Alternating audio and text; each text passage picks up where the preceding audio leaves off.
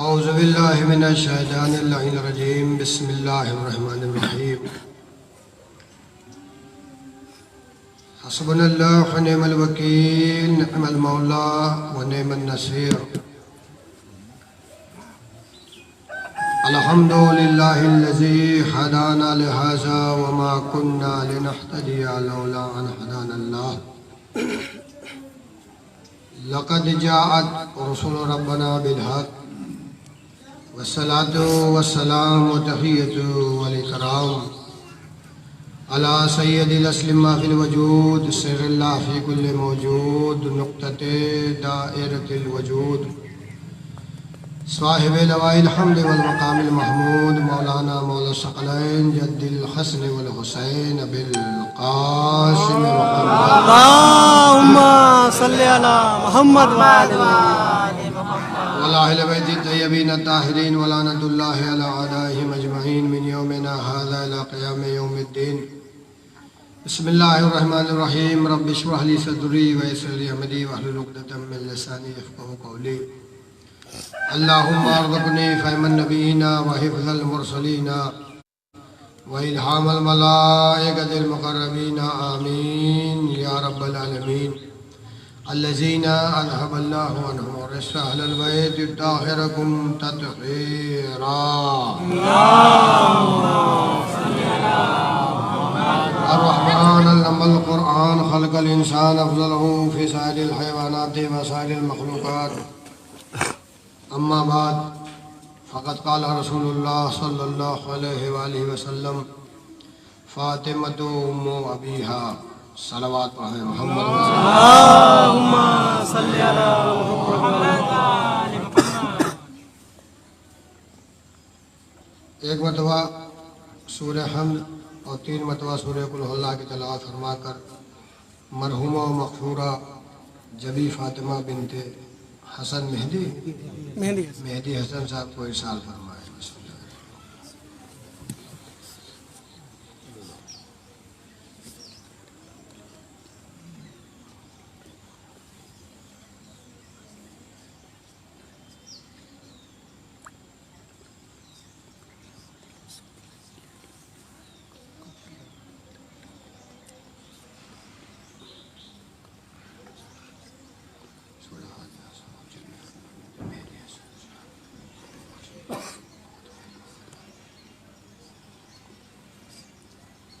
एक और आवाज़ से बोलो सलावत पढ़ें मोहम्मद। खुदा मरहुमा को जवाल मासूम में जगह इनायत फरमाए और उनके गुनाहदाने कबीरा और गुनाह सगीरा को माफ़ फरमाए और उनके पसमंदगान को सब्र जमील इनायत फरमाए। रहमतुल लिल आलमीन शफ़ीउल मुज़निबीन ताहा व यासीन मुदम्मिल व मुदस्सिर का लक़ब हासिल करने वाला वो रसूल जिसके बारे में अल्लाह ने ऐलान किया कि मेरे हबीब, अगर आपको खल करना मकसूद ना होता तो मैं कायनात को ना बनाता। पता चला कायनात को अल्लाह ने बनाया है। वो कायनात में सिर्फ दुनिया नहीं है, ज़मीन वाले भी हैं और आसमान वाले भी हैं। खाली दुनिया नहीं समझिएगा, खाली ज़मीन वाले हैं, आसमान वाले हैं। जितनी भी चीज़ों को अल्लाह ने बनाया है वो मोहम्मद और आले मोहम्मद के सदक़े में बनाया है। तो वो नबी अगर किसी के बारे में कुछ ऐलान करे तो उसमें शक व शुबहे की गुंजाइश नहीं है, और अगर उसमें शक व शुबहे की वो गुंजाइश कर रहा है तो वो उसके ज़ात में नहीं कर रहा है, खुद अपने ही सिफ़ात व ज़ात में कर रहा है। वो रसूल ऐलान कर रहा है फ़ातिमतु उम्मु अबीहा, फ़ातिमा अपने बाप की माँ है। सलाम। देखिए उलमाए किराम भी बैठे हुए हैं, तर्जुमा भी क्या हुआ, बाप की माँ है। और अगर ये तर्जुमा कर दिया जाए तो हो सकता है इस्लाहन कि बाप के लिए माँ है। एक है बाप की माँ है और एक ये है कि बाप के लिए माँ है। तो जैसे बाप की माँ का हम आप तर्जुमा करेंगे, वैसे कोई भी पढ़ा लिखा ये कह सकता है कि मौलाना साहब बेटी चाहे जिस फजीलत पे हो जाए, लेकिन बाप बाप है, बेटी बेटी है। लेकिन जैसे तर्जुमा ये किया जाएगा कि बाप के लिए माँ है, फिर आपको कोई नहीं रोक सकता है, इसलिए कि निस्बत किसी भी चीज़ को किसी भी तरफ दी जा सकती है। तो बाप के लिए माँ का तर्जुमा होगा कि रसूल अल्लाह ने रहमतुल्लिल आलमीन ने जो अपनी बेटी की निस्बत माँ की तरफ दिया है वो निस्बती है, हकीकी नहीं है। दरअसल इसको गौर करिएगा, वो निस्बत है, हकीकत नहीं है। लेकिन अगर ये कहा जाएगा कि बाप की माँ है, तो अब इस बहस में जब हम आप उतरेंगे कि हकीकी है कि हकीकी नहीं है, तो ये बाप की माँ का तर्जुमा आपने क्यों किया। तो लिहाजा जब भी निस्बत दिया जाएगा, मैं सामने की बात सामने आपके पेश कर दूं, ताकि मजलिस का पैगाम भी पहुंच जाए और जहन में उतर भी जाए। खुदा न खास्ता मेरे भाई का इंतकाल हो गया हो और कोई मेरा दोस्त, कोई भाई वही काम करे कि मुझको अपना भाई याद आने लगे, तो हम क्या कहेंगे? आप हमारे भाई हैं। इंसान ये नहीं कहता है, कहता है मौलाना साहब आप हमारे भाई जैसा आपने काम किया है, आपने हमारे भाई जैसा काम किया है, आपने हमारे अब्बा जैसा काम किया है, आपने मेरे बहन जैसा काम किया है। यानी पता ये चला, जब हकीकत को निस्बत दी जाएगी तो निस्बत हकीकी नहीं होगी। भाई की जब निस्बत दूसरे दोस्त से दी जा रही है, तो आपने मेरे भाई के तरह काम किया है, भाई बन के नहीं। जैसे भाई थे वैसे आपने काम किया है। अब जो रसालत माँ ने कहा है फातिमा तो उम्मु अबूहा, फातिमा अपने बाप की माँ नहीं है, अपने बाप के लिए माँ है। यानी वो किरदार जनाब सैयदा ने पेश किया कि रहमतुल्लिल आलमीन को अपनी माँ याद आ गई। ये सलावत है मोहम्मद वाले मोहम्मद वाले। वो किरदार एक बेटी ने बाप के सामने पेश किया कि बाप को कहना पड़ा फातिमा तो उम्मु अबीहा, फातिमा अपने बाप के लिए माँ है। यानी जो माँ किया करती थी आज वो बेटी कर रही है। अब ऐसा होना चाहिए, ऐसा बाकमाल बाकिरदार बेटी को होना चाहिए जो रहमतुल्लिल आलमीन अपने बेटी को खिदमत को देख के माँ याद आ जाए। तो अब समझ लेना चाहिए, या अगर दूसरे माँ का तर्जुमा किया जाए तो जो नबी अपने बेटी को माँ कह रहा है, उम्मत वालों का क्या फरीजा है? भाई जो बाप अपने बेटी को माँ का दर्जा दे रहा है तो वो हमारा नबी है, और जो नबी का माँ का दर्जा ले रही है उसे फातिमा कहा जाता है। तो फिर उम्मत वालों का क्या फरीजा है? क्या ये फरीजा है कि उम्मत वाले रहमतुल्लिल आलमीन के बाद ये सुलूक करें जो तारीख में आपके नजरों के सामने है, या ये होना चाहिए जब उस दरे बुतूल पे रहमतुल्लिल आलमीन जाके सलाम किया करते थे तो उम्मत वालों पे बदर्जे औला ये फर्ज हो गया था कि जब रसूल चले गए हैं तो उस दर पे सलाम करना चाहिए, उस दर पे आगो लकड़ी नहीं लेके जाना चाहिए। एक सलावत और पढ़े मोहम्मद वाले। एक माँ के इसाले सवाब की मजलिस है, और माँ किसे कहते हैं? जब तक माँ रहती है या कोई भी चीज जब सामने होती है तब उसका अंदाजा नहीं लगता। एक मिसाल दूं, हम आप जियारत करने जाते हैं, 1 लाख 1.5 लाख 2 लाख 2.5 लाख रुपया हज करने जाते हैं, और जब वहाँ हफ्ता 10 दिन रहते हैं तो पहली जियारत के खुलूस और जिस दिन आप जियारत करने जाते हैं, दूसरे दिन का, तीसरे दिन का, अरे यार अब तो कर ही लिए, अब तो है ही। लेकिन जब वहाँ से वापस आते हैं, फिर जब यहाँ बैठते हैं तो सोचते हैं कि अगर ये 24 घंटा मैं उसी वक्त वहाँ लगा दिया होता, ये 12 घंटा अगर मैं हरम में लगा दिया होता, इबादत में लगा दिया होता, तो अब तो वापस जा ही नहीं पाएंगे। तो जब वो चीज़ ख़त्म हो जाती है तब इंसान को उसकी अहमियत का पता चलता है। जब तक माँ वालिदैन घर में रहते हैं, हम अल्लाह से कहते हैं रब्बिर हम हुमा कमा रब्बयानी सगीरा, परवरदिगार मेरे वालिदैन पे वैसे ही रहम करना जैसे इन्होंने मेरे बचपने में रहम किया है। हम नमाज पढ़ के जैसे मस्जिद से आए, अब्बा सही से अगर खांस दिए तो भी डांटना शुरू, अम्मा अगर सही से बीमारी के आलम में खांस दी तो भी डांटना शुरू। आपका तो यही काम है। अरे अभी तो हम नमाज में कह के आए परवरदिगार जैसे मेरे माँ बाप ने मेरे बचपने में रहम किया है वैसे तुम भी इनके ऊपर रहम करना। तुम अल्लाह की बारगाह में कह के आ रहे हो रहम करना, और यहाँ डांटना शुरू कर दिया। रहम हमें करना चाहिए, हम अल्लाह से क्यों कह रहे हैं? अरे आप कहो या न कहो, वो तो रहमान और रहीम ही है। आप कहिए या ना कहिए, वो तो रहमान और रहीम ही है। वो इसलिए नहीं है कि आप करोगे तो करेगा, उसकी रहमानियत का तकाजा यही है, उसके रहीम होने का तकाजा यही है कि बंदा चाहे जितना नाफरमान हो जाए लेकिन उसके देने में कमी नहीं है। नमरूद बन जाए, सद्दाद बन जाए, फिरौन बन जाए, हामान बन जाए, लेकिन अल्लाह अता कर रहा है। ए परवरदिगार, तू क्यों अता कर रहा है? का यही बताने के लिए कि मैं तेरा खालिक हूं, तू मेरा बंदा है।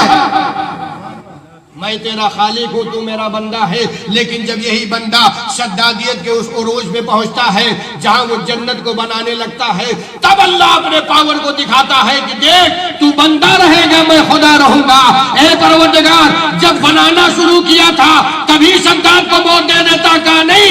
अब मैंने सोचा कि जब इसके तमाम खजाने खाली हो जाए तब इसे मैं मौत दूं, ताकि दूसरों वालों को इबरत हासिल हो जाए कि अल्लाह अल्लाह रहेगा, बंदा बंदा रहेगा। एक और सलवात है मोहम्मद वाले भाई, अल्लाह अल्लाह रहेगा और बंदा बंदा रहेगा। रब्बिर हमहुमा कमा, वो भी रब है, ये भी रब है, अम्मा अब्बा भी रब है, और हम आप भी बाप है, तो हम और आप भी रब हैं। तो अल्लाह भी रब है, मैं भी रब हूं, दोनों रब बराबर है।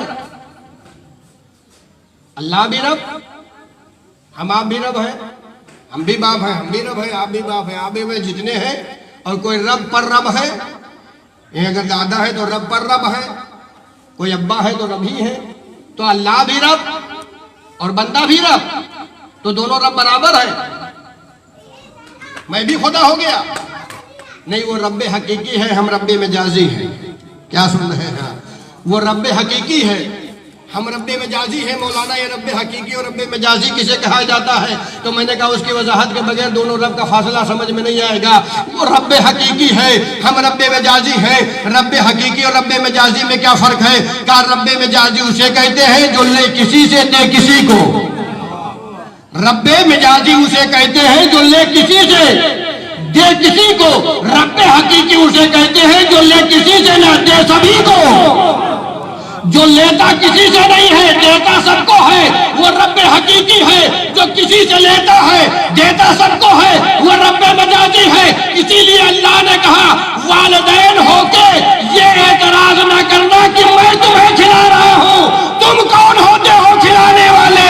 देता परवरदिगार है, वसीला हम बने हुए हैं। सलावत है मोहम्मद वाले मोहम्मद।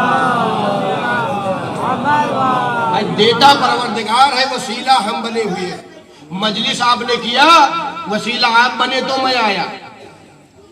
फर्शे अज़ा आपने बिछाया, वसीला आप बने तो मैं आया। आपने बिछाया फर्शे अज़ा, वसीला आप बने तो ये सामईन आए। वसीला बिछाने वाले बने तो ये मरहूम को, मरहूमा को सवाब मिलेगा। तो वसीला हम हैं। हमें और आपको कोई पावर नहीं है कि हम डंडा लेके और सोटा लेके खड़े हो जाएं और लड़के को घर से बाहर निकल जाना, खाना नहीं देंगे, वो बंद कर देंगे। तो अगर ऊपर से बंद हो जाएगा तो क्या करोगे भाई? ऊपर से जब बंद हो जाएगा तो क्या करोगे? और जब बंद हो जाता है तब पता चलता है कि क्या हो रहा है। जब कौम भूखी और प्यासी मर रही थी, जनाब इदरीस का वाकया पूरा कुरान में, खाली मैं मिसाल दे के आगे बात बढ़ाना चाहता हूं। और नबी खुदा नाराज हो गए, अल्लाह ने उनके ऊपर कहत नाजिल कर दिया, बारिश रोक दी गई, पूरी उम्मत परेशान है। परवरदिगार ने जनाब इदरीस से कहा, इदरीस मेरे बंदों को माफ कर दो।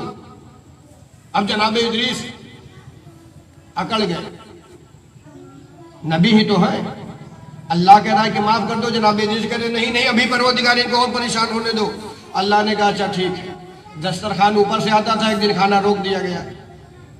एक टाइम नहीं गया, दूसरे टाइम परवरदिगार कहा, अरे खाना अभी तक नहीं आया परवरदिगार, एक टाइम तो नहीं आती, दूसरा टाइम में कहा क्यों?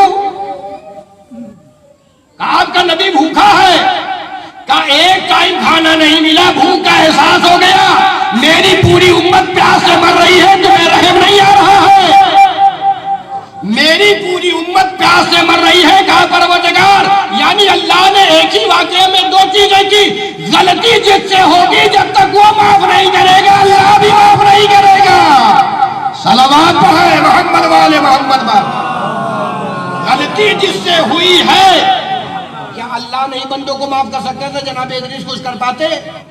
कर तो देता, लेकिन अजमत नबी खत्म हो जाती, अजमत नबी खत्म हो जाती।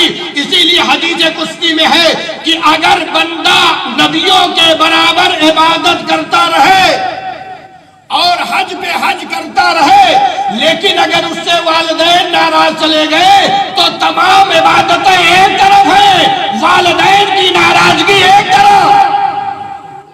कोई भी बंदा नबियों के बराबर इबादत करता रहे, हज पे हज करता रहे, लेकिन अगर वालिदैन उस बंदे से नाराज चले गए तो वो सारी इबादतें एक तरफ, वालिदैन की नाराजगी एक तरफ। अब मैं एक जुमला कहना चाहता हूं, हमारे और आप जैसे गुनहगार वालिदैन, अम्मा अब्बा अगर नाराज चले जाए तो इबादतें अंबिया के बराबर बेकार चली जाए, जिसे अल्लाह ने उम्मत का बाप बना के भेजा हो।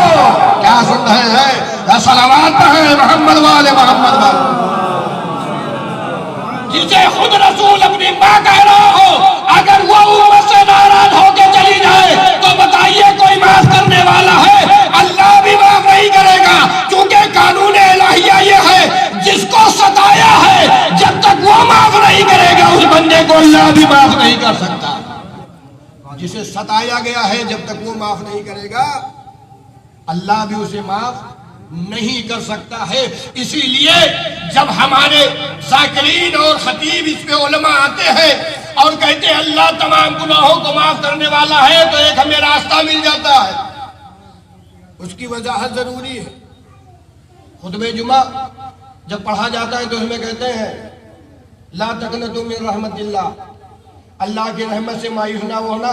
वो है जो तुम्हारे तमाम गुनाहों को माफ करने वाला है, वो तमाम गुनाहों को माफ करने वाला है। ये नहीं है कि किसी का 1 बीघा हड़प कर लिया वो माफ करेगा, किसी को मैंने गाली दिया वो माफ करेगा, किसी को मैंने सताया वो माफ करेगा। अल्लाह अपने और बंदों के मामलात को माफ करेगा, बंदों के मामलात को माफ नहीं करेगा।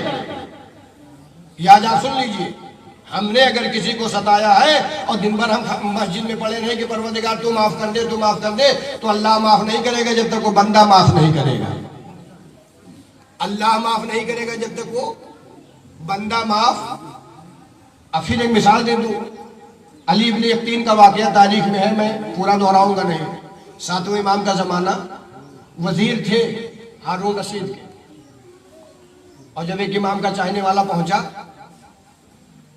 तो चूंकि वजीर थे पावर ही ज्यादा होता है, अनसुनी कर दिया। वापस आए, उस इमाम के चाहने वाले ने कहा कि उन्होंने टाइम दे दिया। अब जब अली इब्न यकीन हज से वापस गए और इमाम की जियारत के लिए, तो इमाम ने भी चेहरा मोड़ लिया और अनसुनी कर दी। अली इब्न यकीन समझे कि कहा मौला कोई गुस्ताखी? कहा गुस्ताखी नहीं होगी, जो मेरा चाहने वाला गया था, वो जो मेरा चाहने वाला गया था उसे आपने टाइम दे दिया था। कहा मौला माफ कर दिएगा? कहा मैं नहीं माफ करूंगा जब तक वो माफ नहीं करेगा, जब तक वो माफ नहीं करेगा। मौला कोई ऐसा मामला तो है नहीं? कहा जिसको तुमने ठेस पहुंचाया था जब तक वो माफ नहीं करेगा।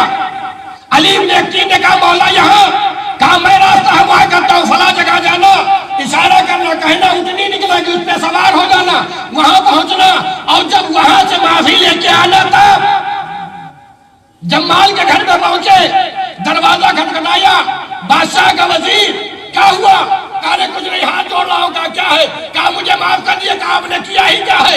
कहा मैं मौला की बारगाह में गया था, मौला ने कहा है जब तक मेरा चाहने वाला माफ नहीं करेगा। सताया भी नहीं है, खाली आपने टाइम दे दिया था। अरे कहा भाई मैंने आपको माफ किया। कहा ऐसे नहीं, तारीख के जुमले हैं। अली इब्न यकीन ने अपने सर को जमीन पे रखा है और कहा आप अपना तलवा मेरे रुखसार पे रखिए ताकि मैं इमाम को ये दिखा सकूं कि आपने माफ कर दिया है। यानी ये चीजें सनद बनती चली जा रही हैं। जिससे गलती हुई है जब तक वो माफ नहीं करेगा ना अल्लाह माफ कर सकता है ना इमाम माफ कर सकता है। एक सलावत है मोहम्मद वाले रब्बिरहमहुमा कमा रब्बयानी सगीरा। परवरदिगार मेरे वालिदैन पे वैसे ही रहम करना जैसे उन्होंने मेरे बचपने में ये अम्मा अब्बा आसान नहीं है, और लोग आसान समझ लेते हैं इसलिए कि हम भी तो उसी मंजिल पे आ रहे हैं। भाई हम भी तो उसी मंजिल पे आ रहे हैं। तो अल्लाह उन गुनाहों को माफ करेगा जो अल्लाह और बंदों का मामला होगा। जैसे हम नमाज नहीं पढ़े, रोजा नहीं रखे, हज नहीं किए, ये किए तमाम जो, लेकिन अगर वो बंदों का मामला होगा तो अल्लाह उन गुनाहों को माफ नहीं कर सकता है। फिर मैं कह रहा हूँ उलमाए किराम बैठे हुए, पुलिस सराज से जैसे आप गुजरेंगे और ब्रिज के नीचे जैसे आए, मैं समझा रहा हूँ, वो मिर्साद एक जगह है, वहीं पे बंदों का हिसाब किताब होगा और वहीं पे हम लटक जाएंगे, तमाम चीजें वहीं खत्म हो जाएंगी, फिर वापस कर दिए जाएंगे।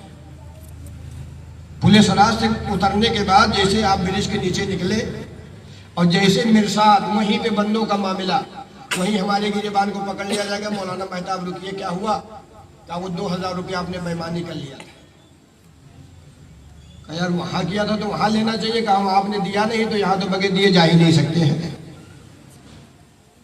यहाँ तो बगैर दिए आप जा ही नहीं सकते हैं। कहा नहीं, अरे कहा ना, यहाँ तो सब नफ्से नफ्से के आलम में है। अब यहाँ बस्ता बंद हो चुका है, इबादत का दरवाजा बंद हो चुका है। अगर इसाले सवाब किसी ने किया तो पहुंच रहा है, नहीं तो बस्ता बंद है। कहा बगैर दिए जाने नहीं दूंगा। कहा मेरे पास तो कुछ नहीं, कहा कुछ नहीं किया है। कहा का उसी में से दो, और जब उसी नेकियों में से दी जाएंगे तो पता चला जेब खाली। तो सबसे बड़ा अहम मामला बंदों का है। अल्लाह तो अपने बंदों को अपने मामलात में माफ कर सकता है, लेकिन बंदों के मामलात को माफ नहीं कर सकता है। वो अल्लाह जो तमाम गुनाहों को माफ करने वाला है। अगर ऐसे गलती किसी और से किया जाए और माफी किसी और से मांग लिया जाए, और अल्लाह तो माफ करने वाला है, अल्लाह तो माफ करने वाला है, तो जितने ये ज़िद्दी हैं सब माफ हो जाएंगे। फिर किसी का मुकदमा ही नहीं पेश किया जाएगा। सलवात पढ़िए मोहम्मद वाले।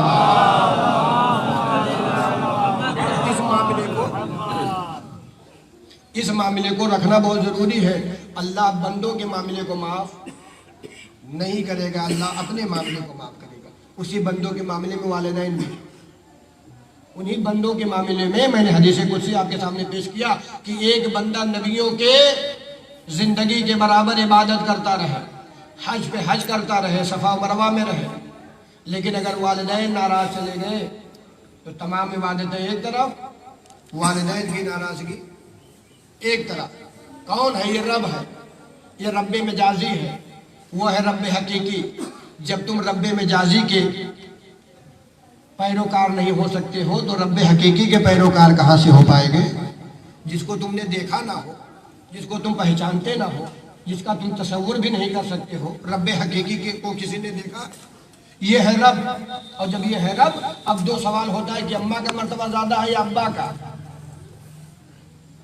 अम्मा का मर्तबा ज्यादा है या अब्बा का?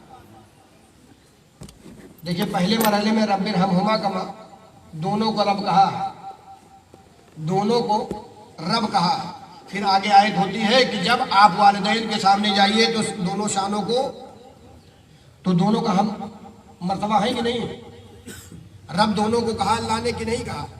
अब ये दोनों रब हैं, जब बेटा उनके सामने जाए तो अपने शानों को झुकाए रहे, दोनों का मर्तबा बराबर है। अब मैं आपको मिसाल दे रहा हूं, अब्बा का मेयार कुछ और है, अम्मा का मेयार कुछ और है। अब्बा का मर्तबा फिर कुछ और है। पहले एक जगह दोनों के मेयार को बराबर कर दिया। अब आप जब तारीख का मुताला करेंगे तो उसमें आपको पता चलेगा, इसलिए कि कुर्बानियां जिसकी ज्यादा होगी बयान उसी का ज्यादा किया जाएगा। कुर्बानियां जिसकी ज्यादा होंगी, रसूल अल्लाह अफजल है या मौलाए कायनात? रसूल अल्लाह अफजल है, रसूल अल्लाह अफजल है। मौलाए कायनात उनके गुलामों में है, वसी है, जानसीन है, लेकिन रसालत में अफजल है। लेकिन जिक्र किसका ज्यादा होता है? रसूल अल्लाह का या मौलाए कायनात का? अफजल है रसालत में, जिक्र मौलाए कायनात का ज्यादा हो रहा है। क्यों? कि खंदक में भी अली थे, खैबर में भी अली थे, ओहद में भी अली थे, तमाम मार्कों में अली थे। जंग करना हुआ तो अली आगे बढ़े, जंग करना हुआ तो अली आगे बढ़े, सुलह करना हुआ तो अली आगे बढ़े, शुजाअत में भी अली आगे, सखावत में भी अली आगे। तमाम चीजों में जब अली आगे है तो जिसकी कुर्बानियां ज्यादा होंगी, जिक्र उसी का ज्यादा होगा, मर्तबे में दोनों बराबर नजर आएंगे। एक सलावत पढ़े मोहम्मद वाले मोहम्मद। या अली या अली अल्लाहुम्मा सल्ली अला मुहम्मद। कुर्बानियां जिसकी ज्यादा होंगी, जिक्र उसी का ज्यादा किया जाएगा। बाप के मुकाबिल में माँ की कुर्बानियां ज्यादा, और जब ज्यादा है तो जाहिर सी बात है, इसलिए कि बाप फना होके बेटे को वजूद नहीं देता, लेकिन माँ फना होने की मंजिल पे तब बेटे को वजूद देती है। माँ फना होने की मंजिल पे तब वो बेटे को, जिस मरहले को वो तय करती है, और जब 9 महीने का वो वक्त पूरा होता है तो जिस मंजिल पे औरत होती है वो खुद फना के मंजिल पे होती है, तब बेटे को वजूद देती है। और जब वो बेटे को वजूद देती है तो जिसका जिक्र ज्यादा होगा, जिसकी कुर्बानियां ज्यादा होंगी, जिक्र उसी का भी ज्यादा किया जाएगा। फिर ये मौलाना सामने की बात कर रहा हूं, फिर मौलाना ये बताइए कि जब दोनों का मर्तबा बराबर है तो अल्लाह ने बाप के कदमों के नीचे जन्नत को क्यों नहीं रखा? अम्मा के कदमों के नीचे जन्नत क्यों रखा? ये मेरा नौजवान भी हमारे फर्श पे बैठ के भी सवाल कर सकता है, कोई भी कर सकता है कि जब मौलाना आपने कहा कि दोनों का मर्तबा बराबर है, रब्बिरहमहुमा कमा, दोनों रब है, और जब उनके सामने जाइए तो दोनों शानों को आप उनके सामने झुकाए रहिए, तो अल्लाह ने बाप के कदमों के नीचे जन्नत को क्यों नहीं रखा? माँ के कदमों के नीचे क्यों रखा है? वो तारीख आपके नजरों के सामने है। इसीलिए कहा गया है एक वक्त में मर्द 4 बीवियों को रख सकता है, लेकिन औरत एक वक्त में एक ही शौहर की रहेगी। मर्द एक वक्त में एक ही शौहर की जोजियत में रह सकती है शरीयतन, लेकिन एक शौहर, एक आदमी एक ही वक्त में 4 बीवियों को रख सकता है। क्योंकि ये है फाइल, वो है मफूल, ये करने वाला है, फेल को अंजाम देने वाला है, जहां पे अंजाम दिया जाएगा वो है औरत। अब जो चीज वजूद में आएगी उसी के जरिए से तो पता चलेगा कि कौन किसके वजूद में आए। अब मैं आपको इसको उल्टा कर दूं, एक बीबी हो, 4 आदमी हो उसके, और उसके पेट में बच्चा आ जाए तो आप किसका डिक्लेयर करें? ये तो आज साइंस की तरक्की हो गई है कि खून के जरिए से, डीएनए के जरिए से, डीएनए के जरिए से वो आपको बता देंगे कि है आपके नजरों के सामने वो नेता, जब वो बेटे ने कहा कि मेरा बाप है, वो तिवारी क्या नाम, अंधी तिवारी, तो डीएनए के जरिए से लगाया पता कि नहीं लगाया? और ये पता आज जो लगा रहे हैं 1400 साल पहले मौलाए कायनात ने बता दिया था। सलावत पढ़िए मोहम्मद वाले मोहम्मद। तो अगर एक औरत हो, 4 शौहर हुए उसको, तो ये कहने में मजबूरी आ जाएगी कि किसका बेटा है। लेकिन अगर एक बीबी 4 शौहर, तो ये नहीं होगा।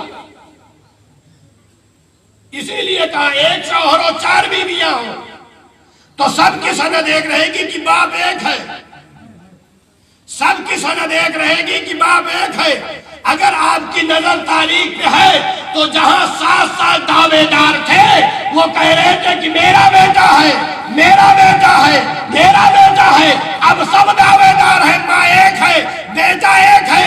यही वजह थी कि अल्लाह ने जन्नत को माओ के नीचे रखा है कि कल जब वहां ढूंढने लगना तो बाप कोई और है, ढूंढना कहीं और पड़ेगा। सलावत पढ़े मोहम्मद वाले मोहम्मद। बाप कोई और है, ढूंढना कहीं और पड़ेगा। इसीलिए अल्लाह ने माओ के कदमों के नीचे जन्नत को रखा है। बाप चाहे जितने हो जाए, माँ एक ही रहेगी। इसीलिए मासूमीन ने फरमाया है कि जब आप फर्श अज़ा पे बैठिए तो अपने अब्बा को दुआ ना दीजिए, अपने अम्मा को दुआ दीजिए कि उनकी अमानतदारी है जो आप फर्श पे आ गए हैं। गौ सलावत पढ़े मोहम्मद वाले। अम्मा, माँ का एहतराम वाजिब है, माँ का एहतराम वाजिब और लाजिम है। तो ये हमारी और आपकी माँ है जिनका एहतराम वाजिब है। अब एक सवाल है, और होना भी चाहिए, कि जितनी भी रसूल की बीवियां हैं वो सब उम्मत की माँ। भाई माँ है, मैं भी कह रहा हूँ कि माँ, मैं भी रसूल को रसूल मानता हूँ, अपने जैसा नहीं मानता। मैं तो बात दर्जे औला कह रहा हूँ कि जितनी भी रसूल की बीवियाँ हैं सब उम्मत की माँ है।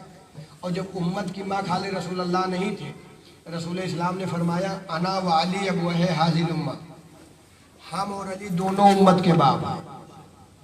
हम और अली दोनों उम्मत के बाप। पहली हदीस फरमाया अना वाली मिन नूरिन वाहिद, हम और अली एक नूर के दो टुकड़े। तो ऐसा नहीं आधा टुकड़ा बाप हो आधा टुकड़ा चचा हो, है ऐसा।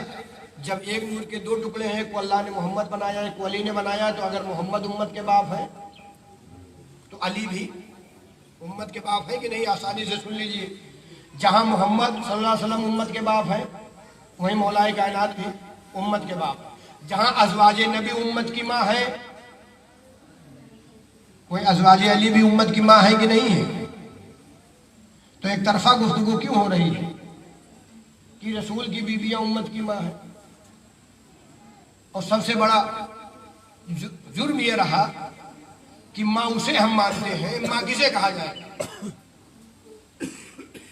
एक लड़की है जो बाप के घर थी, तो लड़की थी, शादी हो गई, शौहर के घर गई, उम्मा बन गई। उम्मा बन गई। कहा नहीं मौलाना, जब तक वो बेटे को जन्म नहीं देगी, जब तक वो माँ, और जब वो माँ बनेगी तब एहतराम लाजिम होगा। बीबी बनने की वजह से एहतराम लाजिम नहीं है।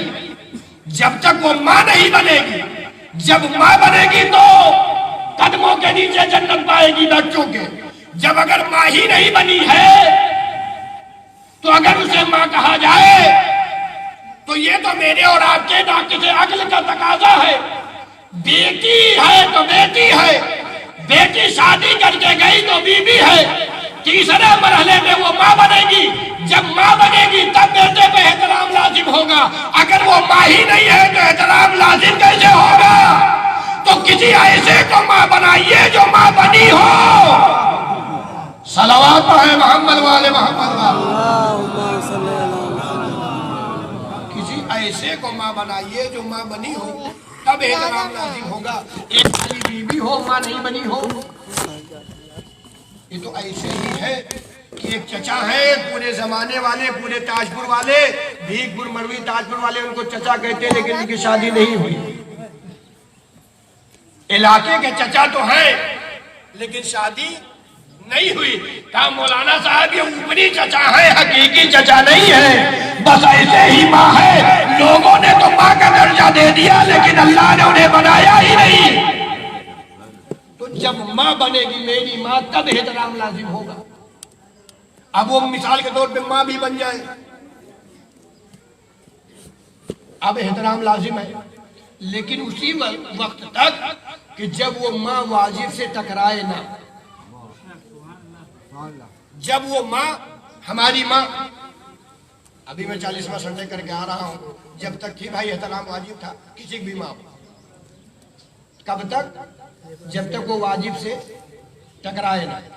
हुक्म शरीयत ये है कि अगर बेटा मुस्तहब नमाज पढ़ रहा हो और माँ कह रही बेटा मुझे हॉस्पिटल लेके चलो, किसी भी काम के लिए है, तो हुक्म ये है कि माँ के हुक्म को अंजाम दिया जाए, उस मुस्तहब नमाज को छोड़ा जाए। उस मुस्तहब नमाज को बेटा छोड़े और माँ का हुक्म पहले माने उसे अंजाम दे, ये है शरीयत का हुक्म। लेकिन अगर वही बेटा अभी 12 बजे मिसाल के तौर पे जोहर का वक्त हो रहा है या 12:30 बजे जोहर का वक्त हो रहा है और बेटा वजू करके नमाज पढ़ने के लिए जाना चाहता है और अम्मा कह रही नहीं तुम्हें नमाज पढ़ने नहीं जाना है, पहले मेरे काम के लिए चलो। अब उसमें फिर मसला ये है, दूसरा मसला नहीं, मतलब 2-4 की बात मैं कर रहा हूँ, उसमें नहीं कि अगर वक्त है और माँ मर रही है तो उसका एक अलग पैटर्न हो जाएगा, एक अलग हुक्म हो जाएगा। लेकिन अगर वो माँ कह रही कि तुम्हें नमाज नहीं पढ़ने जाना है, मैं तुम्हें मना कर रही हूँ कि नमाज नहीं पढ़ना है, तुम मेरी बात सुनो, तो वो बेटा बाप माँ की आवाज पे लब्बैक नहीं कहेगा क्योंकि वो वाजिब को रोक रही है। सुनना है ना, वो अब वो वाजिब को रोक रही है। वही बेटा जब मुस्तहब नमाज पढ़ रहा था तो माँ जैसे बुलाए हुक्म है कि मुस्तहब नमाज छोड़ो, परवरदिगार इबादत तुम्हारी कर रहा है, कहा रब्बी रहमहुमा कमा, मैं रब्बे अकबर हूँ और रब्बे असगर है। वो बुला रही है तो मैं अपने मुस्तहब को छोड़वा रहा हूँ, यानी अल्लाह ने बता दिया माँ उसे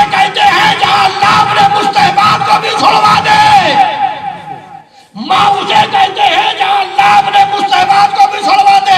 अल्लाह ने मुस्तहबात को छोड़ने को कहा, माँ की आवाज में लब्बैक कहो, लेकिन यही जब वाजिब पढ़ने जा रहा है तो अब ये बेटा अल्लाह की बारगाह में जाएगा, माँ की आवाज को नहीं सुनेगा।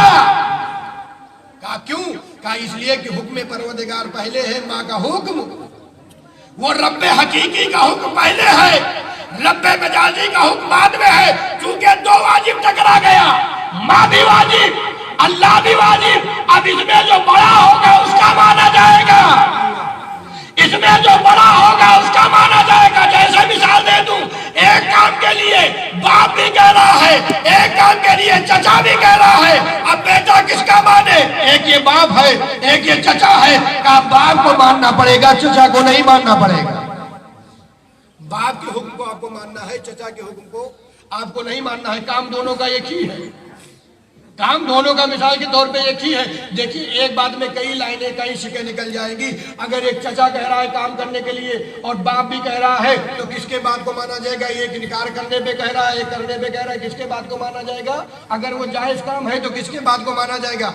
बाप के, चचा के नहीं माना जाएगा। अगर बेटा नमाज पढ़ने वाजिब जा रहा है, अम्मा काम है, सब जितनी भी है, रसूल की अज़वाज जितने भी है, सब लायक एहतराम है।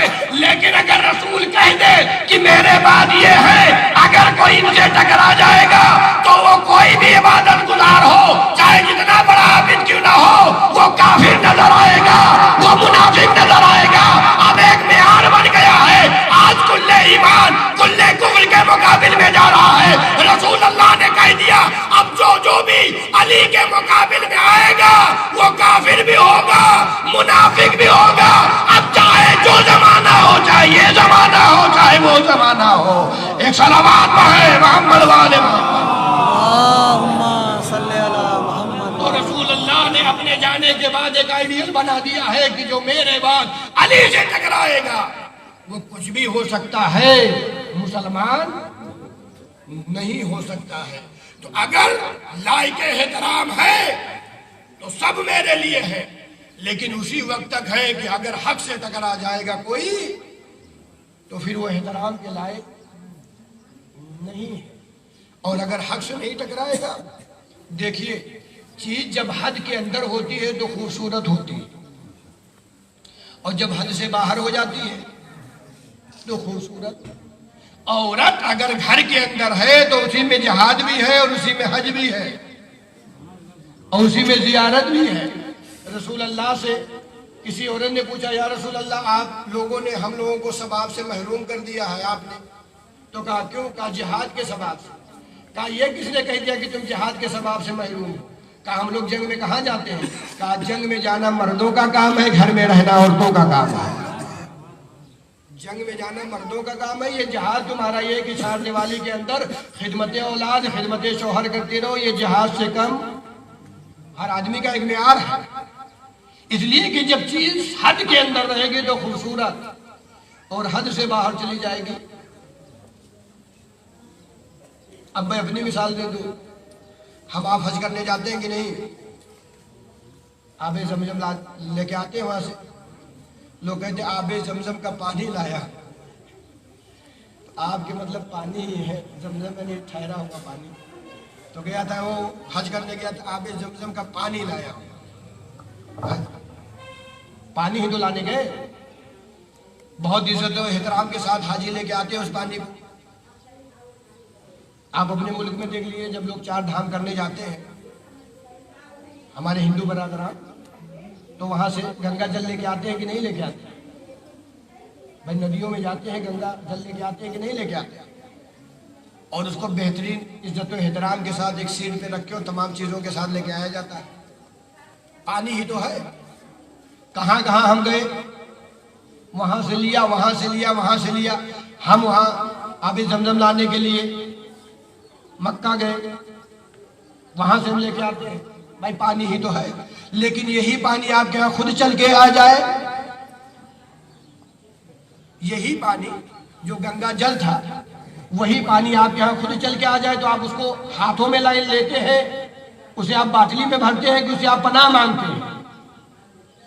जब वही गंगा जल उबाल करता है और सैलाब की शक्ल में आपको घेरता है, तो आप भागते हैं जान बचा के कि आप उसे पीते हैं या आग में लगाते हैं या सर पे लगाते हैं? कहा नहीं मौलाना साहब भागते हैं। मैंने कहा भाई गंगा जल ही तो है। क्या सुन रहे हैं आप? अरे गंगा जल ही तो है। एक बोतल लेने के लिए आप कितना खर्चा करके गए? अब जब वही गंगा जल सैलाब की शक्ल में आ रहा है, गंगा ने बहा दिया है, अब सैलाब की शक्ल में आपके गांव को घेरे हुए है, आप बंधा क्यों बना रहे हो? आप रुकावट क्यों कर रहे हो? कहा भैया जब वो हद के अंदर था तो हम लेने गए थे। जब वही गंगा जल हद के अंदर था तो लेने गए थे। जब हद से बाहर आ गया तो आप भाग रहे हैं। फैसला आपके हाथ में है। औरत घर के अंदर रहेगी, लायके एहतराम बनी रहेगी। सलावत पढ़े मोहम्मद वाले मोहम्मद औरत अगर वाजिब से टकरा जाएगी तो वो लायके एहतराम नहीं रहेगी। चाहे हमारी माँ हो, चाहे किसी की भी माँ हो, हमारी बीवी हो, चाहे किसी की बीवी हो, अगर वाजिब से टकरा जाएगी, वो बेटे को कह दे तुम्हें नमाज पढ़ने नहीं जाना है, तो ऐसा नहीं होगा। हाँ मुस्तहब के जरिए से तो माँ अपने दायरे के अंदर रहेगी तो लायके एहतराम है, और दायरे से बाहर चली जाएगी तो लायके एहतराम नहीं है। दो वजह थी जो रिसालत माब को अल्लाह ने इसलिए कि रहमतुल लिल आलमीन को यतीम करना। दो वजह थी।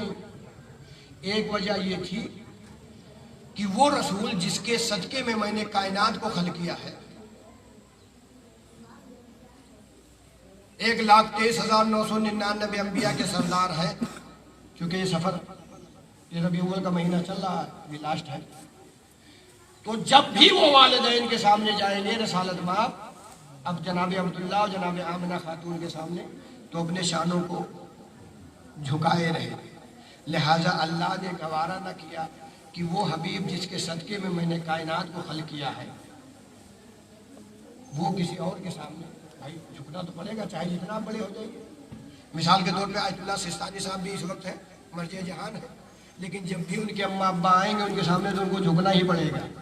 आप चाहे जितने बड़े हो जाइए हैं, इसलिए कि वो रब है और आपको उन्होंने वजूद दिया है, तो झुकना ही पड़ेगा। अल्लाह ने ये एक वजह ये थी कि जो सर मेरे सामने झुके वालिदैन के, और दूसरी वजह ये कि अगर अल्लाह रहमतुल लिल आलमीन को यतीम न करता तो हज़रत अबू तालिब लोगों के सामने कैसे नजर आती कि भाई परवरिश के लिए किसको दिया? जहाँ 7-7 8-8 चचा थे तो उनमें जो बेहतर समझा गया उसे दिया गया। लिहाजा मेरे दोस्तों, मेरे अजीजों, अल्लाह जो करता है वो बेहतर करता है। कोई चीज जिस चीज को भी उसने वजूद दिया है, वो जहरीली चीज हो चाहे जो भी हो, अल्लाह बेहतर करता है। तो रब्बिरहम्हुमा कमा रब्बयानी सगीरा, परवरदिगार मेरे वालिदैन पे वैसे ही रहम करना जैसे उन्होंने मेरे बचपने में रहम किया हो।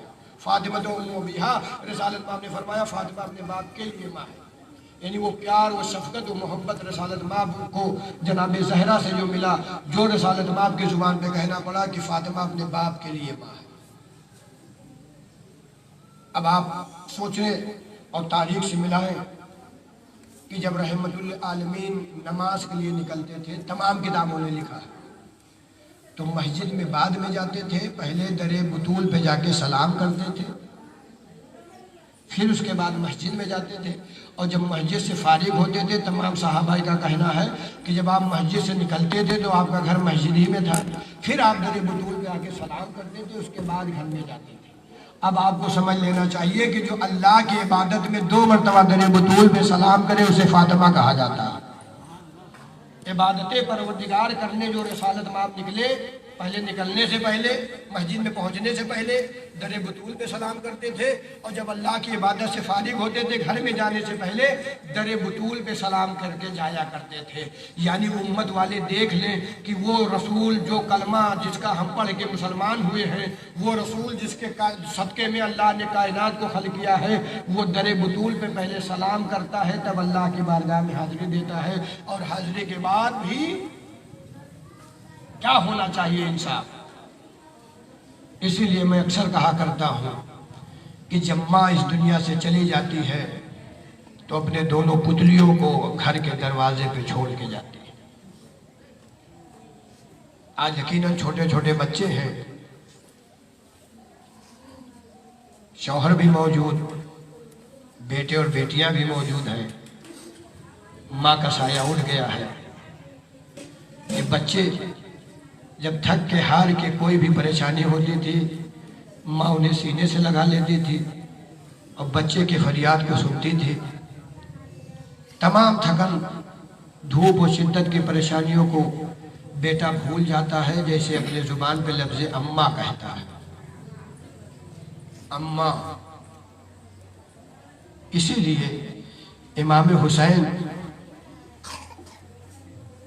जब रात की तारीकी में उठते थे तो अम्मा ही कहते थे, अम्मा हुसैन प्यासा है,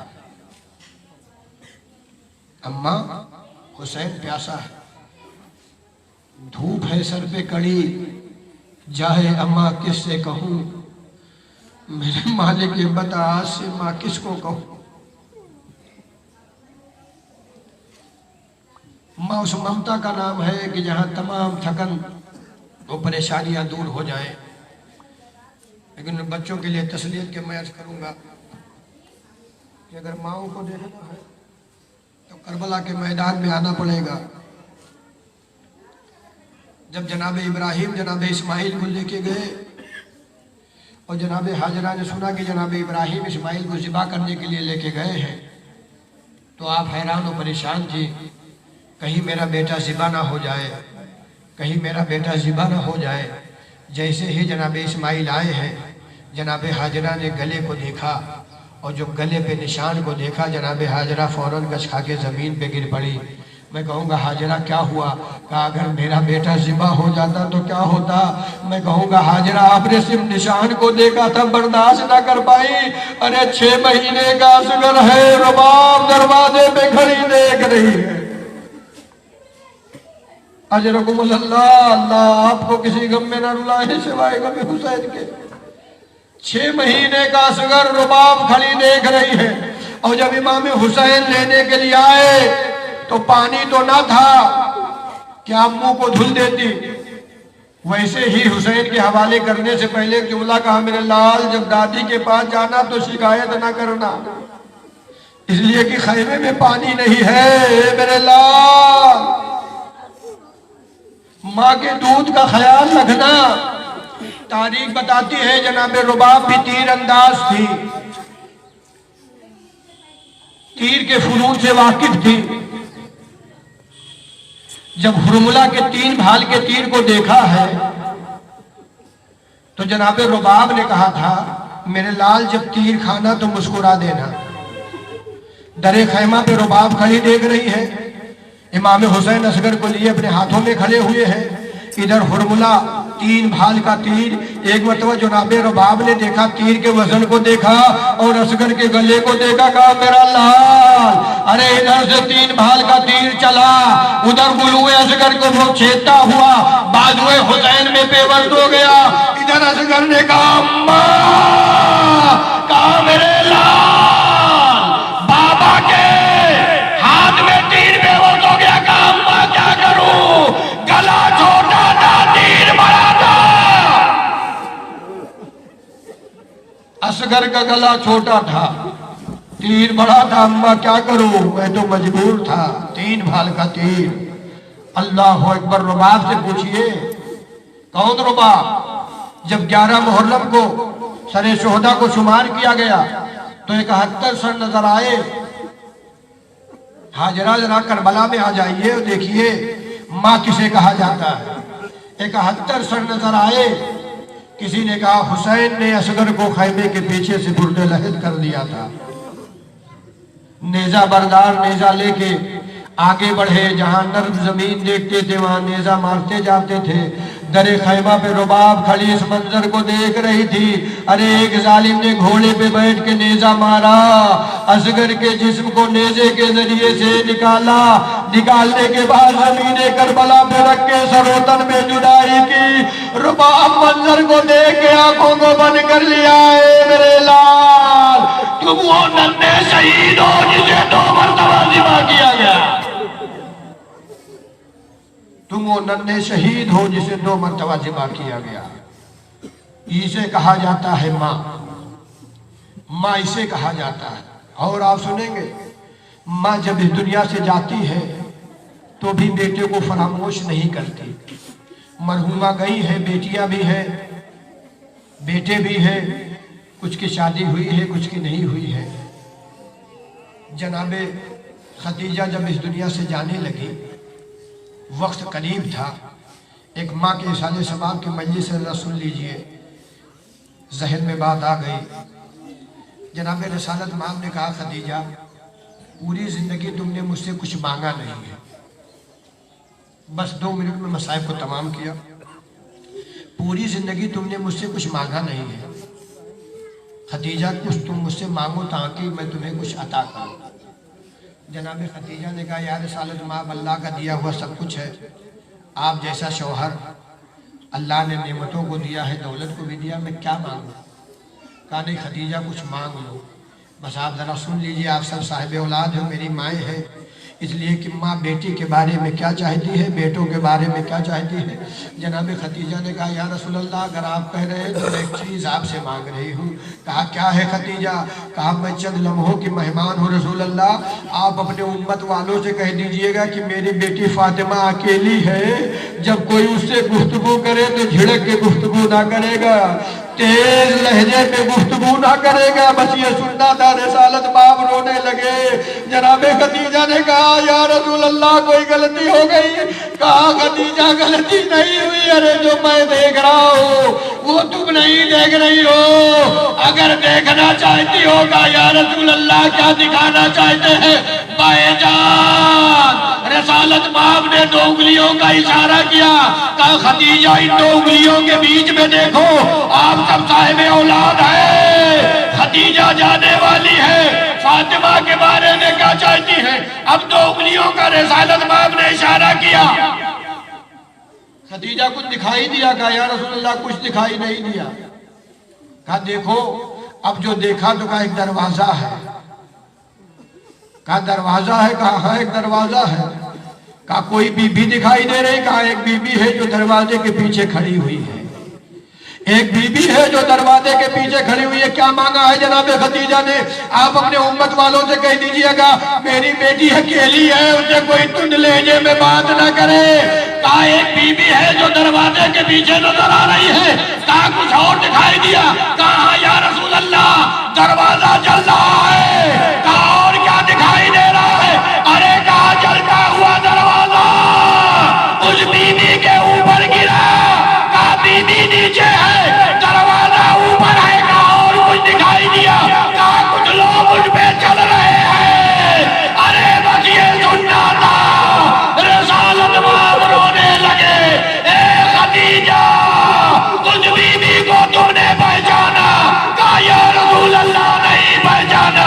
कहा, तुम्हारी बेटी फातिमा, ये मेरी शहादत के बाद चलता हुआ दरवाजा फातिमा के पहलू में गिराया जाएगा। मोहसिन की शहादत होगी। बस ये जुमला सुनना था। खदीजा बर्दाश्त ना कर सकी। मैं कहूँगा, ए खदीजा, अरे सिर्फ सुना है, बर्दाश्त ना कर सकी। हाय ज़ैनब, टूटी हुई पसलियां, जला हुआ दरवाजा, भैया मोहसिन की शहादत ज़ैनब कैसे भूले। इसीलिए जब जब नजर पड़ती थी, ए अम्मा, ये जला हुआ दरवाजा ज़ैनब कहाँ लेके जाए। जब जब भी नजर पड़ती है आपकी टूटी हुई पसलियां, मोहसिन की शहादत ज़ैनब भुला नहीं पाती।